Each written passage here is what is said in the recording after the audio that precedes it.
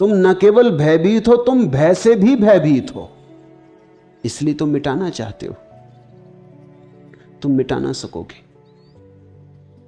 तुम मिटोगे तो भय चला जाएगा, तुम भय को ना मिटा सकोगे। भय ही तुम्हारे अहंकार की छाया है। समझो कि भय क्या है। तुम जानते हो मौत होगी, इसे तुम झुटला नहीं सकते।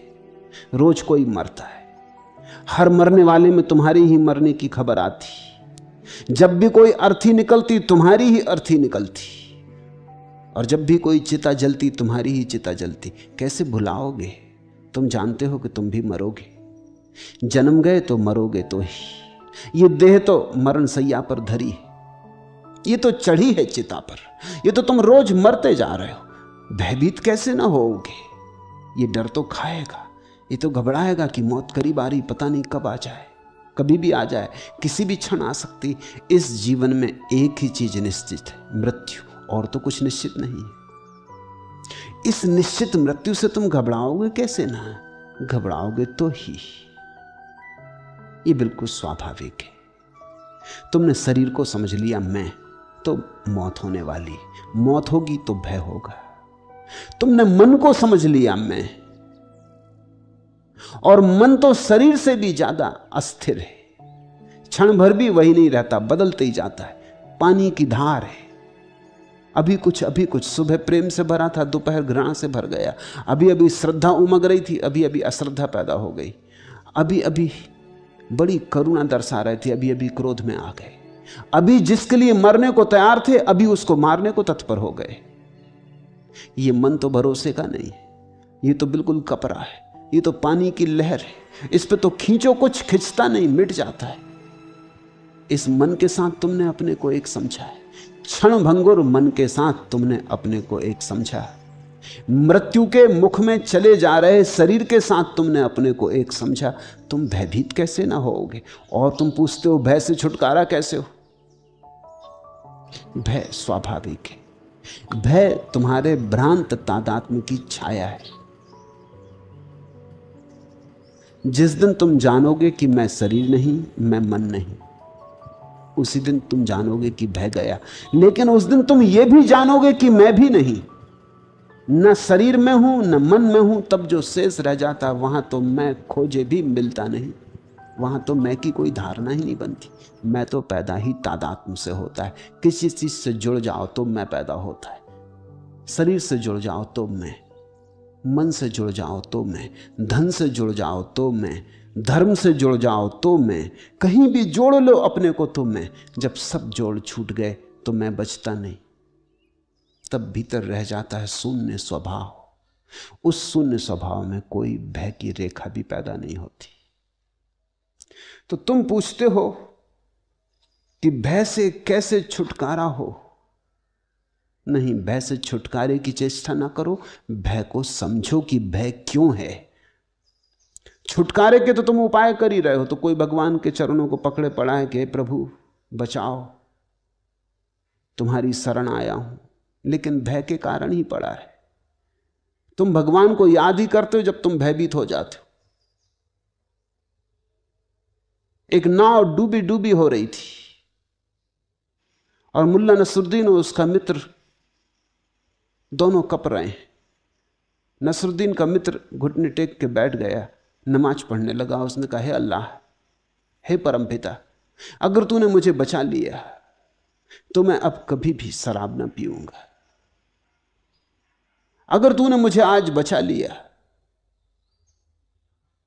तो मैं कभी धूम्रपान ना करूंगा। वो बड़े त्याग करने लगा। आखिर में वो ये कहने ही जा रहा था कि अगर तूने मुझे बचा लिया तो मैं सन्यासी हो जाऊंगा, फकीर हो जाऊंगा। तभी मुल्ला बोला, ठहर ठहर, रुक, इतनी जल्दी मत कर, किनारा दिखाई पड़ रहा है। और वो आदमी उठ के खड़ा हो गया और भूल गया सब बकवास। जब किनारे ही दिखाई पड़ रहा है तो फिर कौन फिक्र करता है? मुल्ला एक बार चढ़ रहा था वृक्ष पे, खजूर लगे, लंबा वृक्ष, पैर खिसके, तो कहने लगा, हे प्रभु, अगर आज वृक्ष तक पहुंचा दो, खजूर तोड़ लूं। तो पूरा नगद 1 रुपया चढ़ाऊंगा, पक्का मानो। हालांकि अतीत में मैंने ऐसा कुछ भी नहीं किया कि तुम भरोसा करो, मगर इस बार करो। चढ़ गया। जब खजूर के बिल्कुल पास पहुंचने लगा फलों के, तो उसने सोचा ये तो तुम भी मानोगे कि इतने से खजूर के लिए 1 रुपया ज्यादा है। जब खजूर पे हाथ ही रख दिया तो उसने कहा कि चढ़े तो हम और पैसा तुम्हें चढ़ाएं। इसी बीच पैर खिसका और धड़ाम से जमीन पे गिरा, खजूर भी छूट गए, नीचे गिरा। जल्दी कपड़े झाड़ के ऊपर देख के बोला ये भी क्या बात हुई? अरे जरा मजाक भी नहीं समझे? अगर आज गिराया ना होता तो 1 नगद कलदार चढ़ाते। बस आदमी जब भय में होता है तब भगवान, जैसे ही भय के जरा बाहर हुआ कि भगवान इत्यादि सब भूल जाता है। तुम्हारा भगवान तुम्हारे भय का ही रूप है। और लोग मानते हैं कि आत्मा अमर है, ये भी तुम्हारे भय की ही धारणा है। मैं ये नहीं कह रहा कि आत्मा अमर नहीं, लेकिन तुम्हारा मानना कि आत्मा अमर है भय की धारणा है। डरे हो मौत से तो कहते आत्मा अमर है, कप रहे हो। आत्मा का कोई पता नहीं, अमरता की तो बात ही छोड़ो, मगर आत्मा अमर है। इन सिद्धांतों में अपने को छिपाने की कोशिश मत करो।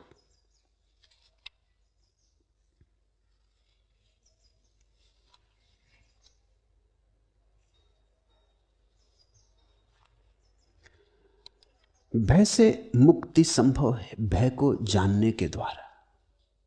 भय का साक्षात्कार करो। जहां भी तुम्हें लगे भय है, वहां भय पर ध्यान करो।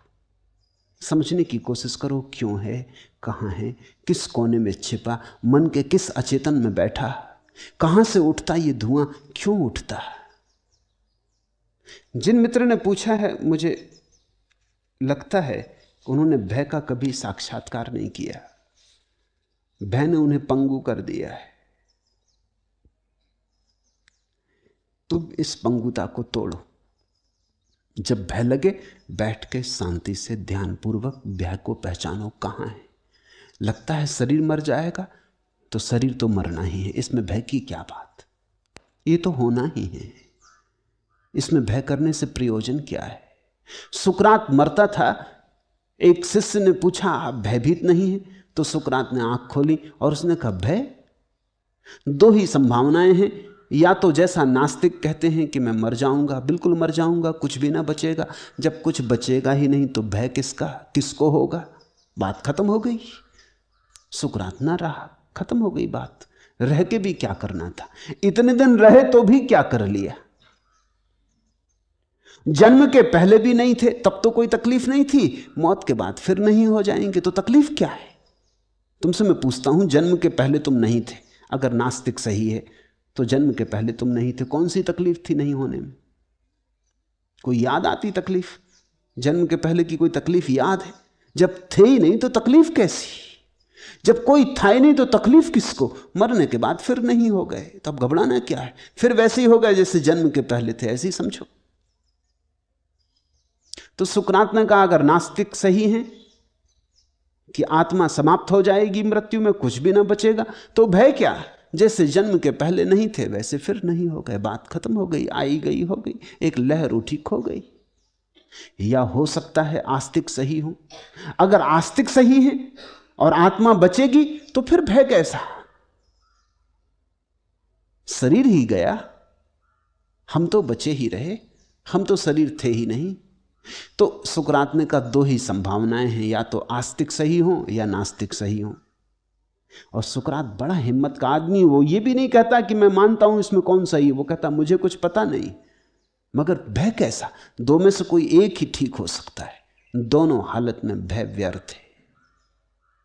तो अगर शरीर का जाने का भय लगता है तो क्या डर है? शरीर तो जाएगा।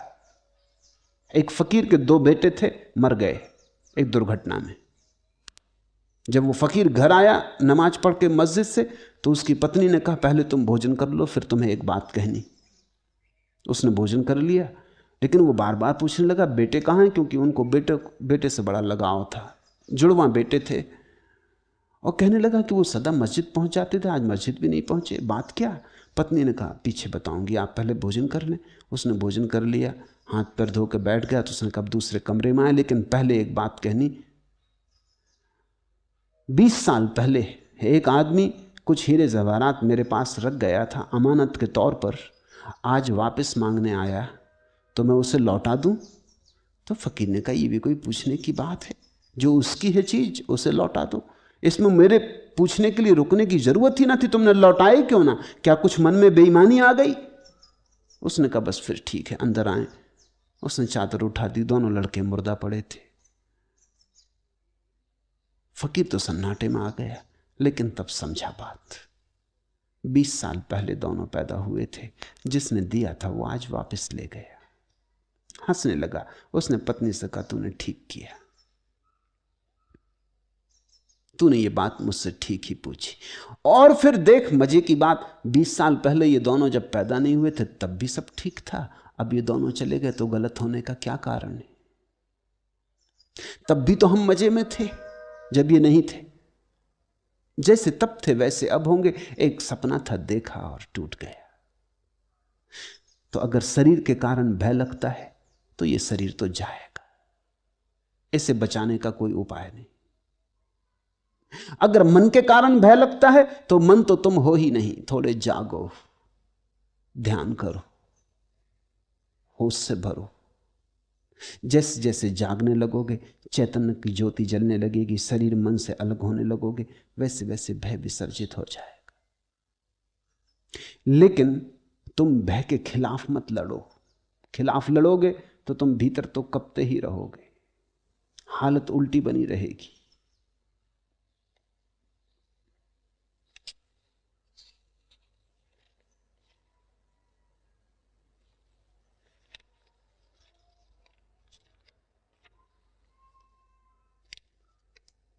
भय से मुक्त होकर अपूर्व जीवन के फूल खिलते हैं। भय से दबे रहकर सब जीवन की कलियां बिन खिली रह जाती, पखड़ियां खिलती ही नहीं। भय तो जड़ कर जाता है। तो मैं जानता हूं तुम्हारी तकलीफ, लेकिन तुम भय से बचने के लिए उत्सुक हो तो कभी ना बच पाओगे। मैं तुमसे कहता हूं भय को जानो, देखो, है जीवन का हिस्सा है। आंख गड़ा के भय को देखो, साक्षात्कार करो। जैसे जैसे तुम्हारी आंख खुलने लगेगी और भय को तुम ठीक से देखने लगोगे, पहचानने लगोगे कहां से भय पैदा होता है, उतना ही उतना भय विसर्जित होने लगेगा, दूर हटने लगेगा। और एक ऐसी घड़ी आती अभय की जब कोई भय नहीं रह जाता। मृत्यु तो रहेगी, शरीर मरेगा, मन बदलेगा, सब होता रहेगा, लेकिन तुम्हारे अंतस्थल में कुछ है शाश्वत सनातन छिपा, जिसकी कोई मृत्यु नहीं। उसका थोड़ा स्वाद लो, साक्षी में उसका स्वाद मिलेगा। उसके स्वाद पर ही भय विसर्जित होता है, और कोई उपाय।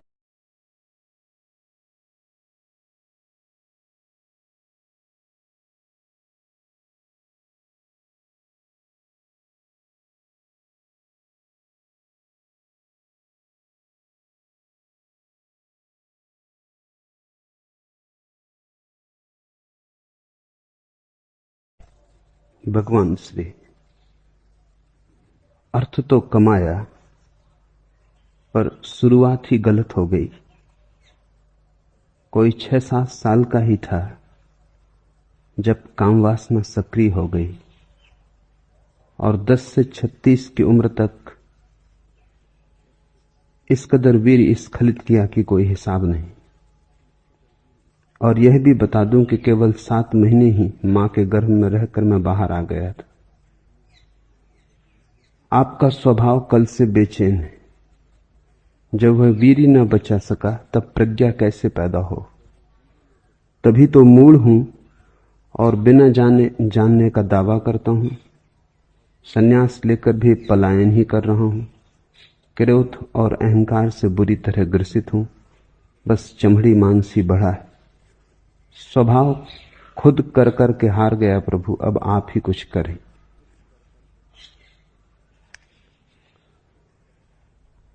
पहली बात, जो बीता सो बीता, जो हुआ उसे न तो अनहुआ किया जा सकता है, न करने की चेष्टा में व्यर्थ समय गंवाने की कोई जरूरत है। अतीत के लिए रो मत, भविष्य के लिए प्रार्थना करो। अतीत के लिए पछताओ मत, क्योंकि उस पछतावे में भी गंवाया गया समय फिर लौट कर नहीं आएगा। उतना समय तो गया, कुछ किया नहीं जा सकता, जो गया गया। अब पछताओ मत, क्योंकि पछतावे में गया समय भी व्यर्थ जाएगा। व्यर्थ के कामों में समय जाता है, फिर व्यर्थ के कामों में पछतावे में समय जाता है। मूल तो गया गया, अब तुम व्यर्थ ब्याज भी कमा रहे हो। तो पहली तो बात ख्याल रखो, अतीत के लिए पछतावा ना समझिए। अतीत का अर्थ ही यह है कि जो अब हमारे हाथ के बाहर हुआ, तीर छूट चुका, अब उसे वापस तुम तर्कस में न लौटा सकोगे। लेकिन चिंता का कोई कारण नहीं। यह चिंता भी उसी मन का जाल है जिसने अतीत को गंवाया। अब वही मन चिंतातुर होकर वर्तमान को गंवाएगा। तब किसी दिन भविष्य में जब भविष्य वर्तमान बनेगा, तुम पछतावे के लिए पछताओगे। ऐसा चक्र है, दुष्ट चक्र, जिसमें आदमी फंसता चला जाता है। बहुत ठीक से सभी के समझ लेने की बात है, किसी एक के नहीं, क्योंकि प्रश्न होंगे अलग अलग, लेकिन इस संबंध में सभी का प्रश्न एक है। अतीत के लिए सभी पछताते हैं। कोई काम वासना में गंवाया है इसलिए पछताता है, किसी ने क्रोध में गंवाया है इसलिए पछताता है, किसी ने लोभ में गंवाया है इसलिए पछताता है। अतीत के लिए सभी पछताते हैं, और इससे बड़ी कोई मूढ़ता नहीं है। कुछ किया ही नहीं जा सकता। जब कुछ किया ही नहीं जा सकता, छोड़ो बात। कल नहीं जाग पाए सोए, फिक्र छोड़ो, अब तो बीते कल में जाग ना सकोगे। आज जागो, आज ही प्रारंभ है। देर कितनी ही हो गई हो, इतनी देर कभी नहीं हो जाती कि जीवन रूपांतरित ना हो जाए। अगर इतनी समझ भी शेष है कि अतीत मैंने व्यर्थ गंवाया, तो काफी समझ शेष है। एक किरण भी शेष है तो सूरज को खोजा जा सकता है। एक बीज भी शेष है तो पूरा उपवन निर्मित किया जा सकता है। और इतना कोई कभी नहीं गंवाता कि सभी कुछ गंवा दे। गंवा ही नहीं सकता, क्योंकि संपदा हमारा अंतर स्वभाव है। हम कितना ही गंवाएं, गंवाने से हम मुश्किलें खड़ी कर देते हैं स्वयं तक आने में, लेकिन स्वयं नष्ट नहीं हो जाता। समय हम कितना ही व्यर्थ करें, इससे स्वयं व्यर्थ नहीं हो जाता। तुम आज भी लौट सकते हो, तुम आज भी अंतर यात्रा पर आ सकते हो। थोड़ी अड़चन होगी। कल जो मैंने कहा वो तुम्हें निराश करने को नहीं कहा है, वो तुम्हें सजग होने को कहा है। यही मनुष्य का उलझाव है। जो सुलझाव के लिए कहा जाता है उससे भी उलझाव खड़ा हो जाता है। कल जो मैंने कहा वो तुम्हें उदास होने को नहीं कहा है। इसलिए नहीं कहा कि तुम अतीत के लिए पछताओ, इसलिए कहा है कि ऐसी भी देर बहुत हो गई, पर अब और देर मत करो, जब जागे तभी सुबह। यदि बचपन ब्रह्मचर्य में बीता होता तो अंतर यात्रा सुगम होती। रास्ते पर कंकड़ पत्थर न होते, फूल बिछे होते। रास्ता अभी भी है, फूल नहीं, थोड़ा कंटकाकीर्ण होगा। थोड़े कंकड़ पत्थर होंगे, ऊबड़ खाबड़ होगा, बस इतना ही फर्क पड़ रहा है। जहां सुगमता से यात्रा हो सकती थी वहां थोड़ी दुर्गम होगी, जहां क्षण में पहुंचा जा सकता था वहां थोड़ा ज्यादा समय लगेगा, थोड़ा तप होगा, थोड़ी कठिनाई होगी, हाँपोगे थोड़े, पसीना बहेगा थोड़ा, बहुत नीचे उतर गए, चढ़ना होगा। ब्रह्मचर्य होता उतरे ही ना होते, चोटी पर ही होते। चलना समतल भूमि में होता, खाई खड्ड में उतर गए, चढ़ना होगा, बस इतनी ही बात है। पछताओ मत, इतनी ही शक्ति को तपश्चर्या में लगाओ, चढ़ने में लगाओ, और चढ़ने को दुख और उदासी से मत करो। सौभाग्य समझो कि अभी भी जाग गए, बहुत हैं जो अभी भी नहीं जागे। तुम छोटे ही गड्ढे में उतर के जाग गए, बहुत हैं जो गहरी खाइयों में उतर गए हैं और उतरे ही चले जाते हैं।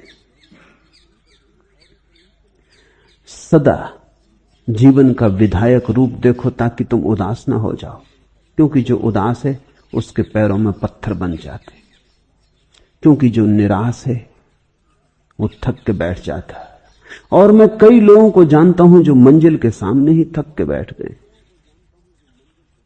उठ जाएं तो मंजिल सामने, अक्सर ऐसा होता है। लंबी यात्रा तो लोग पार कर लेते हैं, फिर जब मंजिल करीब आ जाती तब थक के बैठ जाते, 2 कदम चलना मुश्किल हो जाता है। लंबी यात्रा तो आसाम में कर लेते हैं पूरी, जब मंजिल सामने आती है तब अपनी थकान का अनुभव होता है, बैठ जाते हैं, कहते हैं अब तो पास है, अब तो पहुंच जाएंगे। बैठ के सो भी सकते हो, और मंजिल कुछ ऐसी है, गत्यात्मक है। तुम बैठ जाओगे, मंजिल बैठी ना रहेगी, मंजिल भाग रही। जब आंख खोलोगे शायद पाओ कि मंजिल अब सामने नहीं, किसी क्षण में थी, किसी भाव दशा में सामने थी, किसी दूसरी भाव दशा में सामने ना होगी। मंजिल कोई स्थिर चीज नहीं है, कोई वस्तु नहीं है, भावोन्मेष है। तो किसी प्रेम के क्षण में, प्रार्थना के क्षण में पास होती, जब प्रेम खो जाता है प्रार्थना खो जाती, दूर हो जाती।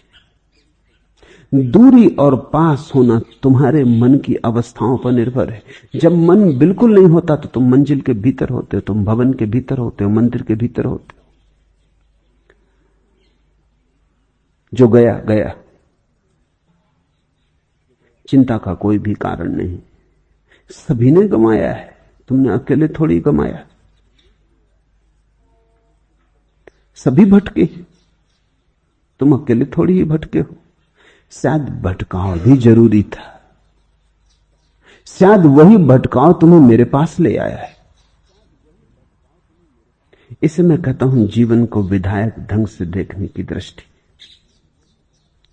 उस दिन हुए, एक शराबी आया, उसने कहा कि मैं बर्बाद हो गया शराब पी पी के, अब तो छोड़ भी नहीं सकता हूं, ऐसी गहन आदत बन गई, मन की ही नहीं शरीर की भी आदत बन गई। अब तो छोड़ता हूं तो शरीर में भी बेचैनी अनुभव होती। अब तो मेरे चिकित्सक भी कहते हैं कि छोड़ना आसान ना होगा, शरीर की जरूरत हो गई। मैंने तो जीवन यूं ही गंवाया। वो रोने लगा, उसने सिर पीट लिया। मैंने कहा इसे भी थोड़ा गौर से देख, बहुत हैं जो शराबी नहीं है और मेरे पास नहीं आए, शायद तेरी शराब ही तुझे मेरे पास ले आई। शराब को भी धन्यवाद दे, जीवन को शुभ की दिशा से देख। कभी कभी मंदिर का रास्ता मधुशाला से होके भी जाता है, कभी कभी मंदिर के पड़ोस में जो रहता है वो चूक जाता है और मधुशाला से आने वाला पहुंच जाता है। उठने के लिए गिरना जैसे जरूरी है, पाने के लिए खोना जरूरी है, नहीं तो पाने का पता ही नहीं चलता। इसलिए तो हम बचपन को खोते। अब दोबारा जब हम बचपन को पाएंगे, होशपूर्वक खोजेंगे, निर्मित करेंगे, तब हम समझेंगे उस सौभाग्य को। सभी बच्चे रहे, लेकिन किसने जाना उस सौभाग्य को? यूं ही गंवा दिया। और जीसस कहते हैं जो बच्चों की भांति होंगे वो मेरे प्रभु के राज्य के अधिकारी। और हम सभी बच्चे थे, और जब हम बच्चे थे तब हमें कुछ भी पता ना चला कि हम प्रभु के राज्य के अधिकारी, राज्य के भीतर थे। पता कैसे चलता? मछली को पता चलता है सरोवर का जब मछुआ उसे जाल में खींच के रेत पे पटक लेता है, तब तड़फड़ाती है, तब रोती चिल्लाती है, तब वो कहती हाय, ये जाना ही ना अब तक कि मैं सरोवर में थी। सरोवर को जानना हो तो रेत पर तड़फना जरूरी है। ऐसा जीवन का गणित है। तो घबराओ मत, जो हुआ हुआ। तड़फ लिए रेत पर काफी। इतना जीवन भी अगर शेष है कि तड़फन अनुभव होती है तो सरोवर दूर नहीं, कहीं पास ही। रेत से सरोवर कितने दूर हो सकता है? रेत जल के पास ही पास है, जल के किनारे पर ही रेत है। अगर तड़फ रहे हो, तड़फन को छलांग बनाओ, उछलो। कई बार तो ऐसा होता है कि आकस्मिक रूप से उछलती मछली रेत में पानी में वापस पहुंच जाती, रास्ता भी पता नहीं होता कहां जाए। तड़फ इतनी होती है कि आंखें अंधी हो जाती। भक्तों से पूछो, वो कहते हैं जो तड़फा उसने पाया, जो रोया उसे मिला। दिल भर के रो लो, आंसू धो देंगे। जीवन को लेकिन विधायक ढंग से देखो।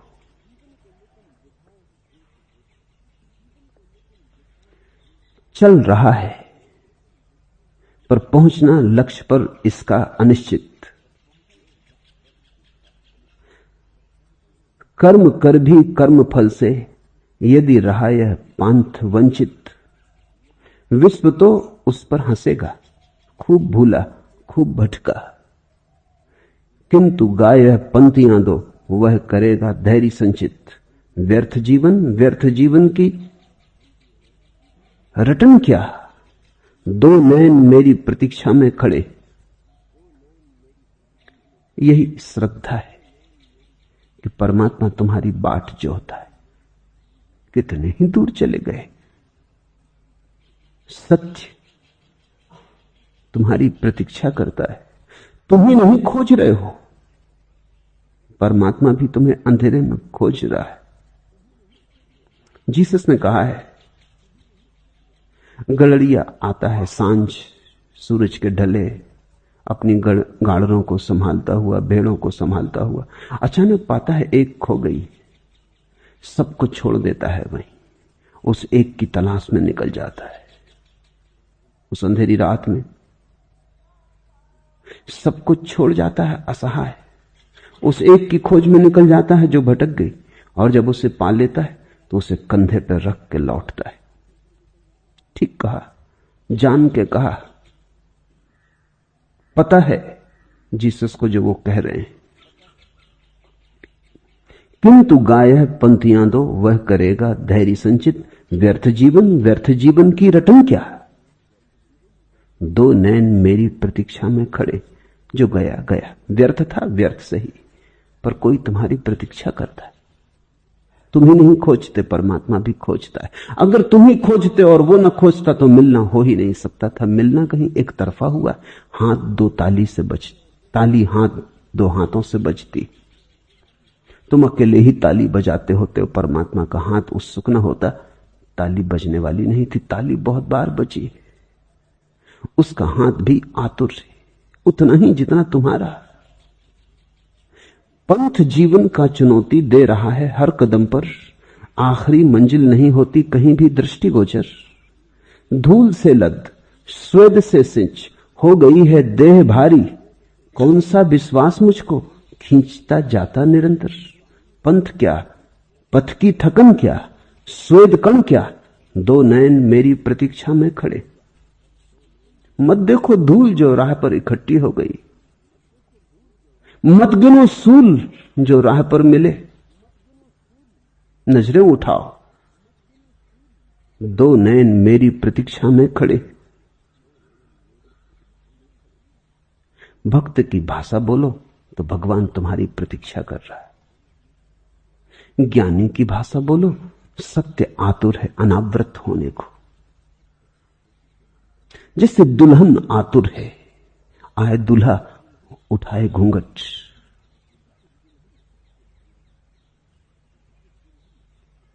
सत्य आतुर है। घबराओ मत, भूलों चूकों का हिसाब मत रखो। परमात्मा कृपण नहीं, कंजूस नहीं।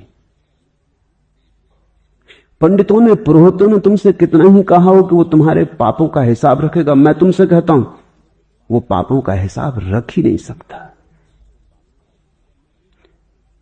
परमात्मा और पापों का हिसाब रखे, ये बात ही कुछ बड़ी दुकानदारी की हो जाती।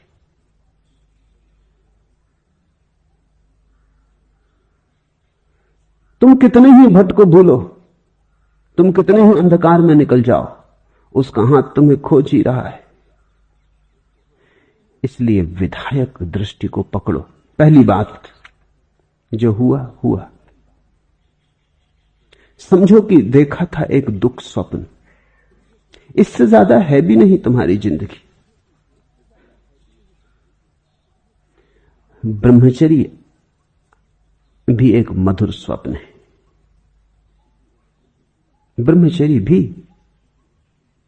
एक मधुर स्वप्न है। निश्चित ही रात अगर मधुर स्वप्न देखे तो सुबह तुम थोड़े ज्यादा मुस्कुराते उठते हो, बस इतना ही फर्क है। रात दुख स्वप्न देखे, छाती पर राक्षसों को सवार देखा, पहाड़ से गिराए गए, चट्टानों पर पीटे गए, छाती पर हिमालय रख दिया किसी ने। सुबह उठते हो थोड़े परेशान से, लेकिन परेशानी कितनी देर टिकती। आखिर ये भी सपना है, दुख स्वप्न, नाइटमेयर, पर है तो सपना ही। और मधुर सपनों से मिली हुई ताजगी, गंध, वो भी कितनी देर टिकती है। घड़ी में दोनों खो जाते। जागो। ब्रह्मचर्य व्यभिचार दोनों निद्रा में हुए। हो सकता कि मधुर सपने देख लेते, जब सपने देखने ही थे मधुर देख लेते। अच्छा, न देख पाए, छोड़ो, सपने सपने हैं। अब तुम देखना मन का उलझाव क्या है। जब मैं कह रहा हूं सपने सपने हैं, तब जिन्हें व्यभिचार करना वो कहेंगे अरे पहले ना सोचा। चलो अभी भी क्या देर हुई। अगर सपने ही हैं दोनों तो फिर व्यभिचार ही चुन लो, फिर ब्रह्मचर्य की पंचायत क्या।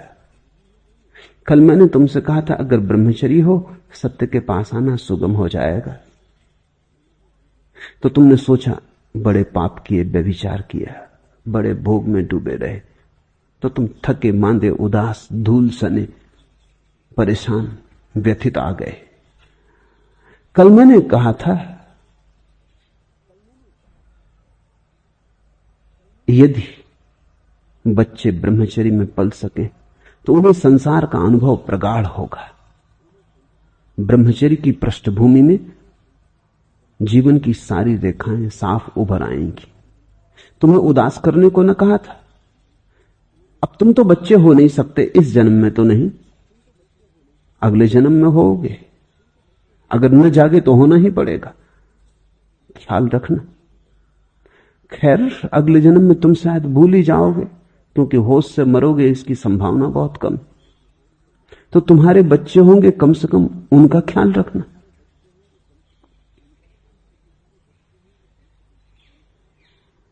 लेकिन वो तो तुमने न सोचा। तुम ये समझ के आ गए कि अब तो बात खत्म हो गई,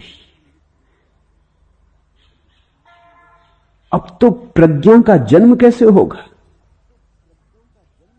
ये मैंने नहीं कहा था कि प्रज्ञा का जन्म हो ही नहीं सकता, सुगम होता है, अब थोड़ा दुर्गम होगा। पर अंततः फर्क तो दुख स्वप्न और मधुर स्वप्न का है। रात सुख में बीत जाए तो सुबह तुम जरा और ढंग से उठते हो। एक प्रसाद होता है उठने में। ताजे होते हो, स्वस्थ मन होते हो, स्वच्छ गात होते हो, स्नान किए किए ताजे ताजे नहाए नहाए होते हो। मधुर स्वप्न की गूंज, मधुर स्वप्न की सहनाई भीतर बजती रहती। तुम्हारे पैरों में थोड़े घूंगर बंधे होते, थोड़ा संगीत होता है। दिन के लिए यह सहारा होगा। फिर तुम दुख स्वप्न से उठते हो। तुम सुबह ही क्रोध में उठे, नाराज उठे, परेशान उठे, किसी तरह उठे, बोझ रूप दिन को तुम ढोओगे। लेकिन ये बातें इसलिए होती हैं कि तुम बेहोश हो। अगर तुम होश में उठो सुबह, तो दुख स्वप्न और स्वप्न दोनों बराबर है। तुम कहोगे अरे सब सपने थे। तुम झिड़का दोगे उन सपनों को अपने से, तुम दोनों से मुक्त हो जाओगे। जो गया गया। अर्थ तो कमाया, पर शुरुआत ही गलत हो गई। कोई 6-7 साल का था तब काम वासना सक्रिय हो गई, और यह भी बता दूं कि केवल 7 महीने मां के गर्भ में रहकर बाहर आ गया था। तुम्हें जान के आश्चर्य होगा कि मां के गर्भ से 9 महीने के पहले जो बच्चे आ जाते हैं, वैज्ञानिकों के पास उसका अभी कोई ठीक ठीक उत्तर नहीं है। लेकिन जिन्होंने जन्म मरण की गहराइयों में प्रवेश किया है, उन योगियों के पास उत्तर है। उनका उत्तर तुम ख्याल रखो, शायद आगे काम आ जाए। पीछे तो काम आने का अब कोई उपाय न रहा। अब तो आ ही चुके, 7 महीने में आए कि 9 महीने में आए, लेकिन आगे काम आ जाए। मरते वक्त जो व्यक्ति मरना नहीं चाहता, लड़ता है मौत से, जबरदस्ती करता है बचने की, वो मां के गर्भ से जल्दी बाहर आ जाता। वो जो मरने से बचने की आकांक्षा है, वो जो जीवन की पकड़ है, वही उसे मां के गर्भ से जल्दी बाहर ले आती।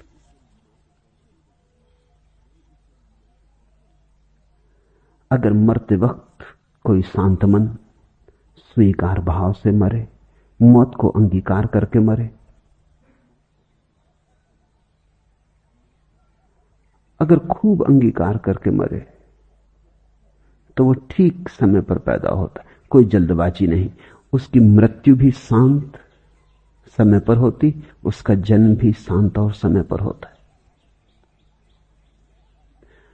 जो लोग जबरदस्ती करते हुए मरते हैं, वो जन्म भी जबरदस्ती ले लेते हैं। और इसलिए दूसरी घटना भी घटी होगी। 6-7 साल की उम्र में काम वासना से भर जाने का अर्थ इतना ही है कि पिछले जन्म में मरते समय तक काम वासना ने पीछा किया होगा। बहुत बूढ़े हैं जो मरते समय भी, मरने की आखिरी घड़ी में भी काम वासना से ही आतुर रहते।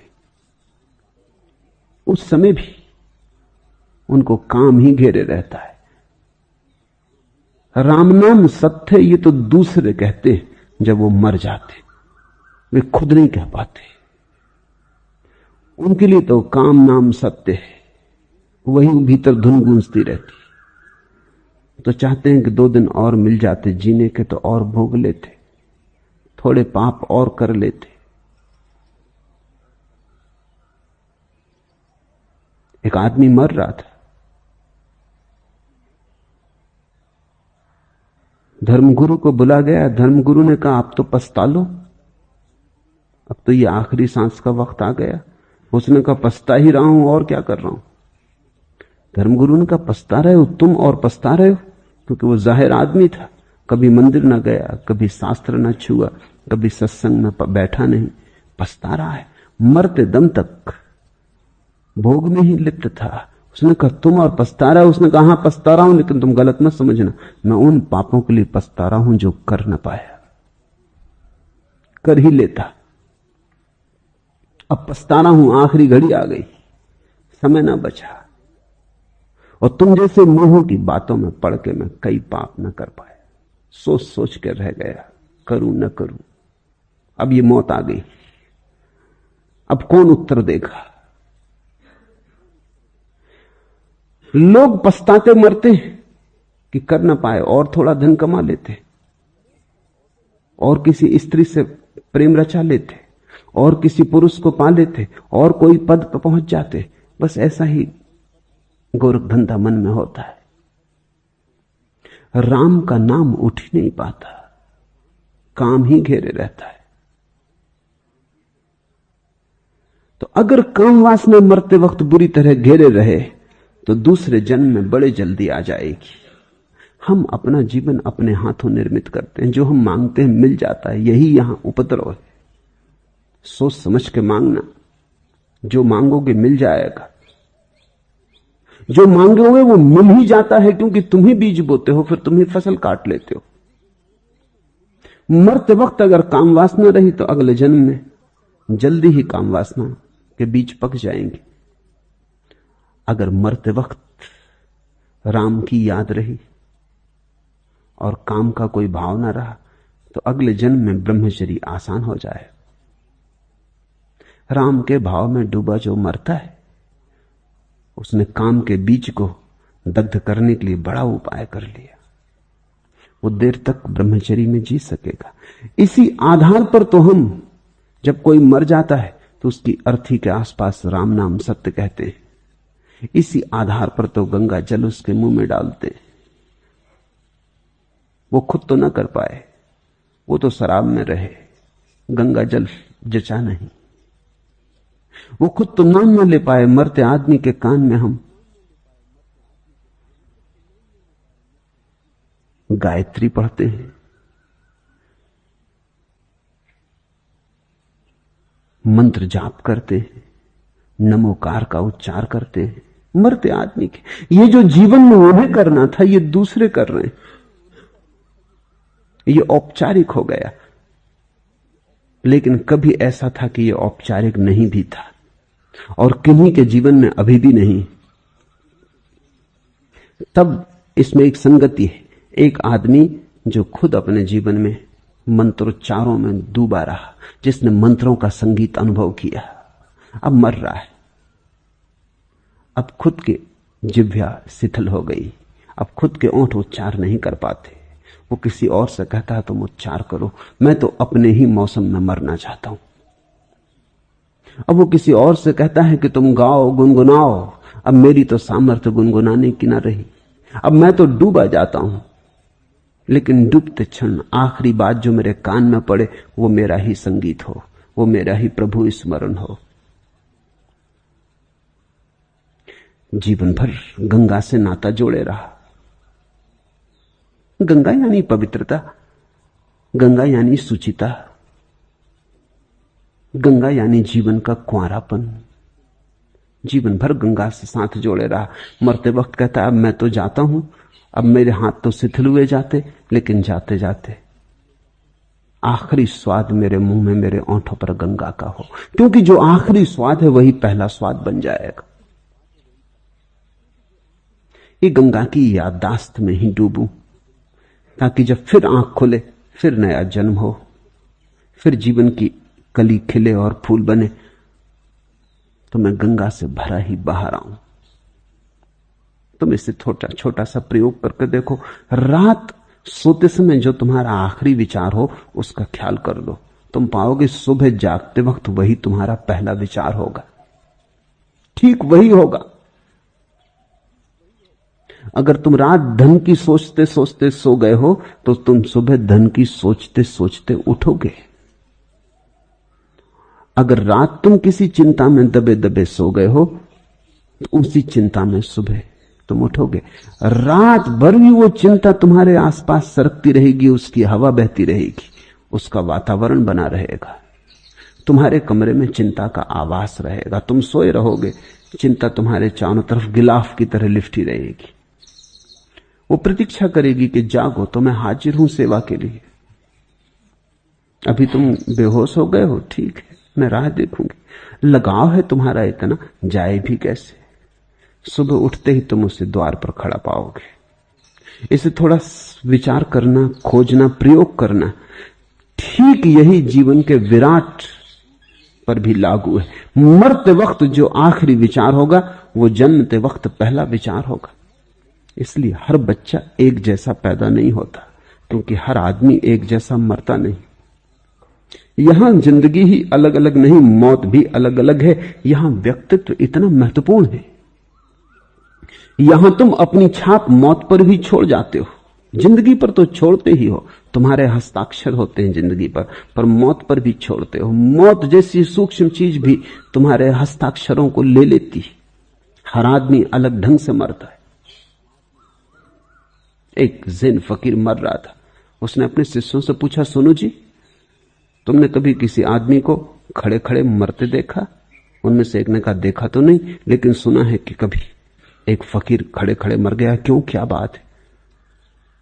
उसने कहा कि अब मैं सोच रहा था किस ढंग से मरने का वक्त आ गया। अपने ही ढंग से मरना चाहिए, दूसरे के ढंग से क्या मरना? खाट पर लेटे लेटे सभी मरते, ये भी कोई बात हुई? कुछ अपना हस्ताक्षर हो। तो उसने कहा, तुमने फिर कभी किसी को शीर्षासन करते हुए मरते सुना? ये तो सुना भी नहीं, सोचा भी नहीं। शीर्षासन करते हुए मरना? शीर्षासन करते हुए तो आदमी सो भी नहीं सकता, मरना तो बहुत दूर की बात है। शीर्षासन करते हुए तुम सो नहीं सकते, झपकी नहीं खा सकते, क्योंकि खून इतनी तेजी से दौड़ता है, मस्तिष्क में सोओगे कैसे? इसलिए तो हम तकिया रखते हैं रात में, ताकि खून जरा कम चढ़े सिर में, नींद ठीक से आए। बिना तकिए की नींद नहीं आएगी, क्योंकि सिर थोड़ा नीचे पड़ जाएगा शरीर से, खून ज्यादा दौड़ेगा। तो जब तकिए की जरूरत है तो शीर्षासन में तो नींद भी नहीं लग सकती। पर उसने कहा कि छोड़ो भी, जब मौत आएगी तो वो ये थोड़ी देखेगी कि हम शीर्षासन कर रहे हैं। नींद भला ना लगे, मगर मौत किसी की प्रतीक्षा नहीं करती, चाहे खड़े चाहे बैठे, वो तो ले ही जाएगी। अब चलो हम भी एक मौका देख के देख लें। अगर मौत इस तरह ना आती हो तो एक तरकीब मिल गई आदमी को बचने की। जब आया मौत, खड़े हो गए शीर्षासन लगा के। उसने शीर्षासन लगा के खड़ा हो गया। शिष्य भी घबरा गए और कहते हैं वो खड़ा हो गया और उनको लगा कि मर भी गया, लेकिन अब उसको शीर्षासन से उतारें कैसे? बड़ा भय लगने लगा। कोई आदमी खाट में मर जाए, अर्थी पे बांध लो, अब ये शीर्षासन में खड़े हैं, अब इनको अर्थी पे कैसे बांधो? तो उन्होंने कहा, ठहरो, कुछ भी करना उचित नहीं, पता नहीं इस ढंग से न कभी कोई आदमी मरा, न कोई रीत रिवाज है। इसकी बहन पास में ही एक दूसरे आश्रम में, उसको बुला लाओ, वो इसको जानती। वो भी 60 साल उसकी उम्र थी। वो आई और उसने कहा कि सुनो, जिंदगी भर भी तुम उपद्रव करते रहे, अब मर के तो बाज आओ, जैसे आदमी मरते ऐसे मरो। और उसने एक धक्का दिया। कहते हैं वो फकीर मुस्कुराया, गिर के मर गया।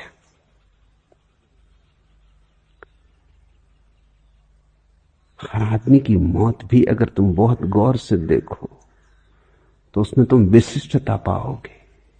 कोई रोता चीखता मरेगा, कोई शांत मौन मरेगा, कोई गीत गुनगुनाता मरेगा, किसी के पास तुम्हें लगेगा कि नृत्य चल रहा है, एक संगीत बज रहा है, एक ओंकार की ध्वनि हो रही। किसी का चेहरा तुम पाओगे मर के कुरूप हो गया, और किसी का चेहरा तुम पाओगे ऐसा सुंदर कभी भी न था।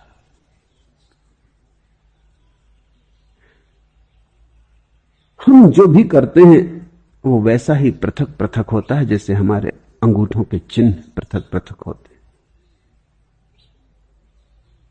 सभी कुछ व्यक्तित्व से भरा है।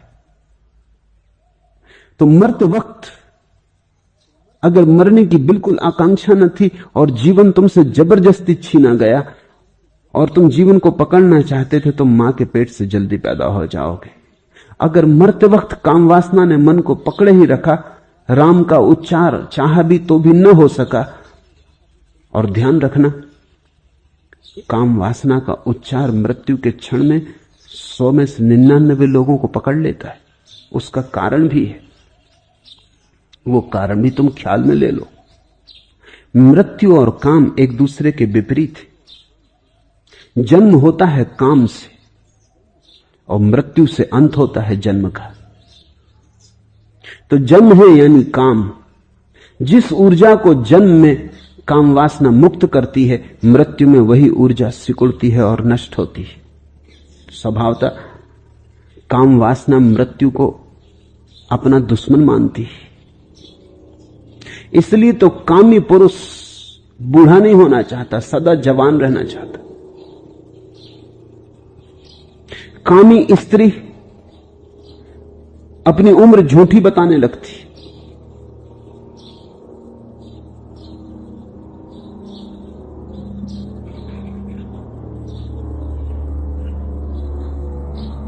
कल ही मैं एक छोटी सी कहानी पढ़ रहा था। एक युवती अपनी मां से बोली, मां का जन्मदिन था, क्योंकि वो देख रही कि मां की उम्र बढ़ती तो नहीं, उल्टी घटती जाती। पिछले साल अगर 35वां जन्मदिन मनाया था तो इस बार वो 34वां जन्मदिन मना रही। तो उसने कहा कि मां और सब तो ठीक है, मुझ में और तुम में कम से कम 9 महीने का फर्क रखना, तो बड़ी झंझट होगी, लोग क्या कहेंगे।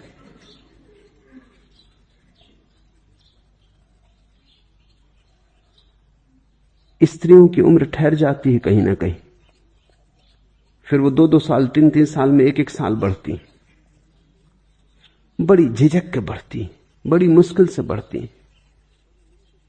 बुढ़ापे का भय। पश्चिम में स्त्रियां बच्चों को दूध नहीं पिला रही, क्योंकि दूध पिलाने से स्तन बूढ़े हो जाते।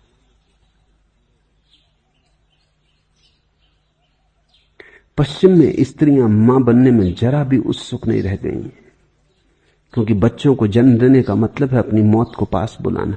हर बच्चा तुम्हारे जीवन का कुछ हिस्सा ले जाता। जवानी बनी रहे किसी भी कीमत पर।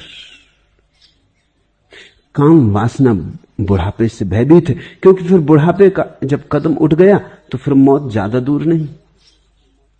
बुढ़ापा आ गया तो कब्र फिर कितनी दूर रही।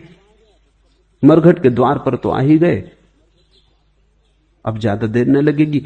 अगर बचना हो तो पहले बुढ़ापे से बचना चाहिए, तो फिर मौत से शायद बचना हो जाए। आदमी की कथाओं में, सारी मनुष्य जाति की कथाओं में तुम ऐसे लोग पाओगे जो मरे नहीं। वो हमारी काम वासना के प्रतीक है। कोई अश्वत्थामा मरता ही नहीं,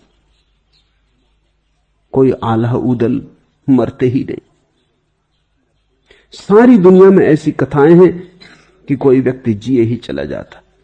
तुम भी बड़े प्रभावित होते हो अगर कोई कह दे कि फलां सन्यासी गांव में आया, उसकी उम्र 200 साल, चले गिरे चरणों में, बड़े चमत्कृत हो गए। चमत्कार क्या है इसमें? चमत्कार यह है कि जो आदमी 200 साल जिंदा रह गया, पता नहीं कोई जड़ी बूटी दे दे, कोई ताबीज दे दे, आशीर्वाद दे दे, तुम भी रह जाओ। ये तुम्हारे भीतर मरने का जो डर है, भय, वही तुम्हें चमत्कृत करता है। उसी को चमत्कृत करने के लिए साधु अपनी उम्र बड़ी करके बताते हैं। तुम थोड़ा सोचो, स्त्रियां उम्र छोटी करके बताती हैं, साधु बड़ी करके बताते हैं, मगर मतलब दोनों का एक ही, प्रयोजन एक ही है। स्त्रियां छोटी करके बताती है, वो कहते हैं मौत बहुत दूर। साधु बड़ा करके बताते हैं कि हम तो पार कर चुके हो, मौत को हरा चुके। मगर दोनों ये कह रहे हैं कि किसी भांति हम मौत से दूर, मौत हमें छू नहीं सकती। लेकिन ये कामी की ही वासना है। पिछला जन्म, पिछला जीवन, पिछली मौत तुम्हारे इस जन्म को प्रभावित कर जाती। पर यह सब हो चुका। ये मैं तुमसे इसलिए नहीं कह रहा हूं कि तुम इसके लिए उदास हो, मैं तुमसे इसलिए कह रहा हूं ताकि आगे तुम फिर ऐसी भूलें ना करो। एर्नोल्ड टॉयनबी ने अपने एक पत्र में लिखा है, इतिहास पढ़ना जरूरी है ताकि लोग वही भूलें दोबारा ना करें। ये बात ठीक समझ में आती। लोग कहते हैं इतिहास नहीं दोहरता, लेकिन यह तभी संभव है जब इतिहास को ठीक से समझ लिया जाए, तभी नहीं दोहरेगा, नहीं तो दोहरेगा दोहरेगा। जो मैं तुमसे कह रहा हूं वो तुम्हें उदास करने को नहीं, बल्कि तुम्हें भविष्य के प्रति आशा से भरने को, कि अब तुम्हारे हाथ में सूत्र है। अब तुम दोबारा उस भांति मत मरना, और अब तुम दोबारा काम वासना से भरे मत भरना। यही मैं तुमसे कहता हूं कि मरते वक्त काम वासना बहुत जोर से पकड़ती। तुमने देखा जब दिया बुझने लगता तो भभक के जलता है, एक बार ऐसा जलता है जैसा कभी नहीं जला था। मरने के पहले काम वासना भी भभक के जलती है। मौत आ गई तो जो सदा की छिपाई हुई ऊर्जा थी, दबाई हुई ऊर्जा थी, कृपणता थी, अब तो मौत आ गई, सब छूटने लगा हाथ से, अब भभक के जलती, एक जोश में तुम्हें चारों तरफ से घेर लेती। मरता हुआ आदमी 100 में 99 मौकों पर काम वासना से घिरा मरता है। चिल्लाओ तुम मंत्र, पढ़ो तुम गीता, उस तक नहीं पहुंचेगा, क्योंकि वो भीतर तो काम वासना की लिहाफ में लिपटा हुआ है। मरते वक्त और काम वासना से बच जाना बड़ा कठिन। ये तभी संभव है जब जीवन भर तुमने काम वासना के प्रति सजगता साधी हो और तुम्हारी काम वासना से इतनी पहचान हो गई हो कि जब वो आखिरी भवक के जले तब तुम हंस के कहो कि अच्छा तो अब दिया बुझा, और तुम साक्षी रह सको, तुम कहीं तादात्म्य ना कर लो। आपका स्वभाव कल से बेचैन है। जब वह वीर न बचा सका तब प्रज्ञा कैसे पैदा हो। अगर तुम बचे हो तो वीर भी बचा है। वीर के संबंध में कुछ बात समझ लेनी जरूरी है। पहली बात कि वीर कुछ ऐसी बात नहीं है कि कोई निश्चित संपदा है, रोज पैदा हो रहा है। ये बड़ी भ्रांति है तुम्हें कि वीर कोई निश्चित संपदा है। ये कोई फिक्स्ड बैंक अकाउंट नहीं कि 100 रुपए जमा, 1 रुपया खर्च हो गया 99 बचे, एक और खर्च हो गया 98 बचे। वीर सृजनात्मक है, ये रोज पैदा हो रहा है। तुम्हारे भोजन से, श्वास से, श्रम से, विश्राम से रोज पैदा हो रहा है। इसलिए इससे घबराने की कोई जरूरत नहीं है। ब्रह्मचर्य को तुम कृपणता मत समझ लेना, जो कि अक्सर हुआ है। कंजूस आदमी ब्रह्मचारी हो जाते, वो भी एक तरह का की कंजूसी है। न धन खर्च कर सकते, न वीर खर्च कर सकते। मैं तुम्हें कंजूस बनने को नहीं कह रहा हूं, न बुद्ध कह रहे हैं, न पतंजलि कह रहे हैं। वस्तुतः वे ये कह रहे हैं कि इसके पहले कि तुम खर्च करो, काफी हो तुम्हारे पास, ताकि खर्च करने की गहराई आ सके। इकट्ठा करो पहले, ऊर्जा को गहन होने दो, सघन होने दो, क्योंकि जितनी ऊर्जा सघन और गहन होगी उतना ही संभोग गहरा हो पाएगा। और कभी कभी एक संभोग में भी मुक्ति हो सकती। एक संभोग भी ठीक से देख लिया, बात खत्म हो गई, फिर तो पुनरुक्ति है। और ध्यान रखना, अगर वीर पास हो तो एक संभोग, पहला संभोग जितना गहरा होगा, दूसरा उससे कम होगा गहरा, तीसरा और कम गहरा होगा, क्योंकि पहला 25 वर्ष या 20 वर्ष या 28 वर्ष की संपत्ति, इकट्ठी संपत्ति का परिणाम था। फिर दूसरा तो रोज रोज जो संपत्ति इकट्ठी होगी उसका परिणाम होगा।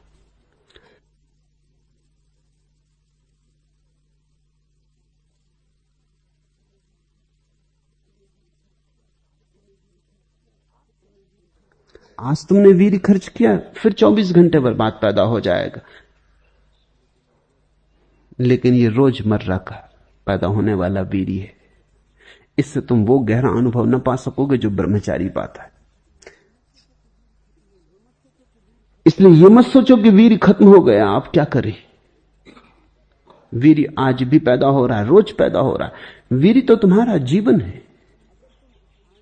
अगर तुम आज भी ब्रह्मचर्य की दिशा में थोड़े कदम उठाओ तो तुम्हारा सरोवर फिर भरने लगेगा।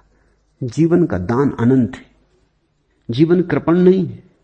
तुम्हारी भूल चूक के कारण जीवन ये नहीं कहता कि बस हो गया, तुमने भूल की, अब तुम्हें ना मिलेगा। जीवन तुम्हें 1000 बार देता है। तुम 1000 बार भूल करो, वो 1001 बार देता है। तुम जीवन को हरा ना पाओगे। तुम घबराओ मत। जो समय गया गया, जाने दो। फिर आज तुम्हारे जीवन में ब्रह्मचर्य का भाव जगे। कहते हो 30-35 साल गुजर गए, गुजर जाने दो। तुम फिर से बच्चे हो जाओ। नहीं समझ थी तब करते भी क्या तुम? कोई समझाने वाला भी ना था, करते भी क्या तुम? जो समझाने वाले थे वो उल्टे। उनके कारण ब्रह्मचर्य तो पैदा नहीं होता, उनके कारण ब्रह्मचर्य जल्दी टूट जाता। समझाने वाले ऐसे ना समझ कि उनके कारण और आकर्षण पैदा होता है। ये बड़ी हैरानी की बात है। 2 तरह के लोग हैं समाज में। एक है जो हर व्यक्ति की काम वासना का शोषण करना चाहते, तो फिल्में हैं, कहानियां हैं, उपन्यास हैं, गीत हैं, संगीत है, बाजार है। वो तुम्हारी काम वासना का शोषण कर रहा है। वो छोटे से छोटे बच्चे में काम वासना पैदा कर रहा है। ये चारों तरफ फैला बाजार है। ये तुम्हारी गर्दन पर तलवार रखे।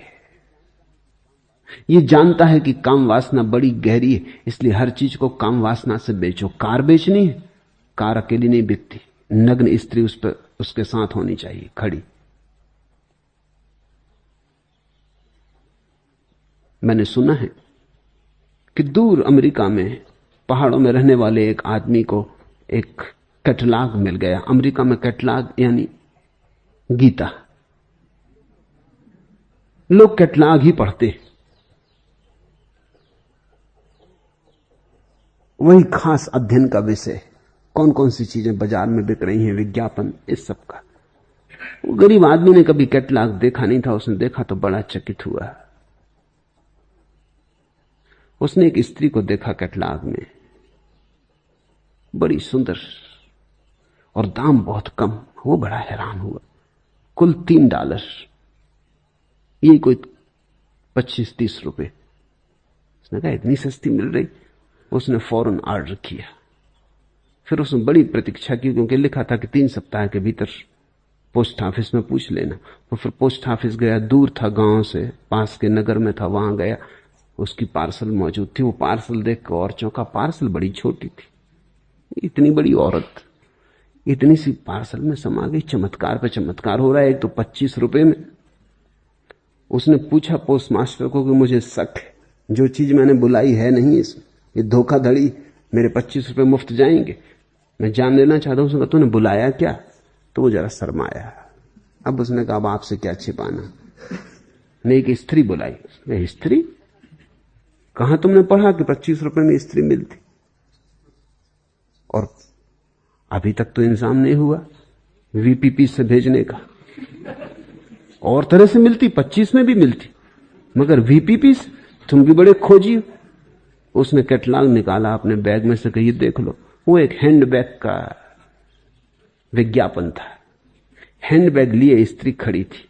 उस गरीब ने ठीक ही समझा कि स्त्री बिकती होगी, हैंडबैग के लिए स्त्री काहे के लिए खड़ी? स्त्री के साथ हैंडबैग आता होगा, यह समझ में आता है। हैंडबैग के साथ स्त्री किस लिए आएगी? हैंडबैग आया हुआ था। हर चीज को बेचना हो तो स्त्री को खड़ा करो। ऐसा लगता है कि और सब चीजें बहाने, बिकती स्त्री है, बिकता काम है। तो एक तो चारों तरफ बाजार है, वो खींच रहा है तुम्हें कि तुम्हारी काम वासना जगे। जितने जल्दी जग जाए उतना अच्छा, क्योंकि उतनी चीजें बिक सके। दूसरी तरफ मंदिर, मस्जिद, चर्च के पुजारी वो खिलाफ है। वो इतने ज्यादा खिलाफ हैं कि उनकी खिलाफत आकर्षण पैदा कर रही है। वो हर एक के गले में एक ही दवा घोंट के पिलाए चले जाते हैं, ब्रह्मचर्य ब्रह्मचर्य ब्रह्मचर्य। उन बच्चों से ब्रह्मचर्य की बात करते हैं जिनको अभी काम वासना का भी पता नहीं। अभी रुको। और इन दोनों के बीच में प्राण घुटे जा रहे हैं। तो मैं जानता हूं तुम्हारा कुछ कसूर नहीं, कोई अपराध नहीं, कोई पाप नहीं। इधर बाजार है, उधर पुरोहित है, और दोनों की साठगांठ मालूम होती है। दोनों एक ही तरफ धकेल रहे हैं। सुख की गर्दन काट रही है दुनिया की तलवार तो देख। जिस तलवार को चूम रहा है उस तलवार की धार तो देख। जान यहां हर चीज की कीमत, यान यहां हर चीज का मोल, आन यहां हर चीज का मोल। सौदा करने वाले गाफिल पहले ये बाजार तो देख। पर बच्चों को कहो भी क्या, उनका कसूर भी क्या। बच्चे तो ना समझ भोले भाले, उनकी स्लेट तो कोरी है, जो तुम लिख देते हो लिख जाता है। जब लुट जाते हैं तब पता चलता है कि जिस तलवार को चूमा उसने काटा। जब लुट जाते हैं तब पता चलता है कि यह बाजार तो लुटेरों का है, दुकानदारों का नहीं। लेकिन तब ऐसा लगता है देर हो गई। मैं तुमसे कहता हूं देर नहीं हुई, जब जागे तब सुबह। छोड़ो चिंता, बेचैन मत हो। वीर्य कोई ऐसी बात नहीं है कि बंधी हुई है, रोज पैदा होती, फिर संग्रहित कर सकते हो। अच्छा होता कि पहले न गंवाया होता, पर अभी भी कुछ बिगड़ नहीं गया है। घबराओ मत। अगर इतना बोध तुम्हारे भीतर है कि अब प्रज्ञा कैसे पैदा हो, तो प्रज्ञा पैदा होनी शुरू हो गई। यही तो प्रज्ञा का पहला कदम है। क्या है पहला कदम? कहा है तभी तो मूढ़ हूं और बिना जाने जानने का दावा करता हूं। अगर यह समझ में आ गया तो प्रज्ञा ने पहला कदम लिया। संन्यास लेकर भी पलायन ही कर रहा हूं। अगर समझ में आ गया तो पैर कब तक भगाए रखेंगे? क्रोध और अहंकार से बुरी तरह ग्रसित हूं। अगर यह दिखने लगा तो बीमारियों से फासला होने लगा।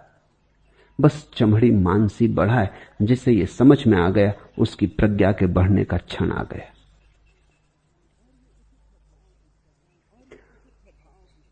और यह उचित है भाव की स्वभाव खुद खुद कर करके हार गया, प्रभु अब आप ही कुछ करें।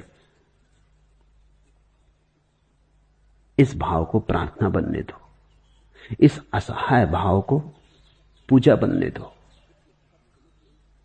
इसमें फर्क समझ लेना, इसमें भी भ्रांति हो सकती है।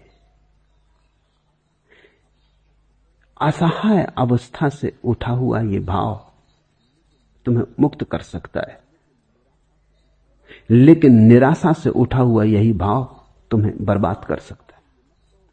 तुम निराशा से यह मत कहो कि अब आप ही करें, तुम असहाय अवस्था से कहो। क्या फर्क है दोनों में? जब तुम निराशा से कहते हो तब तुम ये जानते हो तो सकता नहीं। चलो ये भी करके देख लें कि शायद गुरु पर छोड़ने से कुछ हो जाए, शायद प्रभु पर छोड़ने से कुछ हो जाए। जानते तो तुम ये हो कि ये हो नहीं सकता, जब अपने किए ना हुआ तो इनके किए क्या होगा। मगर मजबूरी है, चलो इसको भी जांच लें, इसे भी